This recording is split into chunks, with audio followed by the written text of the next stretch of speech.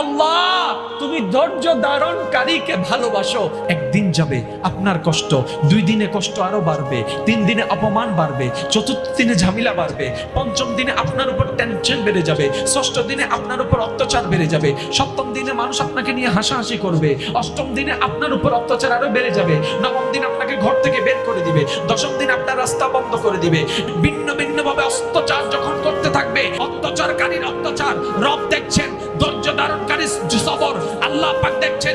যেই দিন রবের মর্জি হয়ে যাবে, রব যখন দেখবে আপনার ধৈর্যটা রবের পছন্দ হয়েছে, এবার রব ডাক দিয়ে বলবে, ওরে ফেরেশতারা আমার বান্দাকে সাহায্য করা শুরু কর, সাহায্য করা শুরু কর, সাহায্য করা শুরু কর। ফেরেশতা বলবে, আল্লাহ দুনিয়ার সামান্য একটা রিকশাওয়ালা, তাকে কেন সাহায্য করব? রব বলে, আমি ওয়াদা করেছি ইন্নাল্লাহ মা'আস সাবিরিন, যেই ধৈর্য ধরবে আমি রব তার সাথে আছি। সুবহান।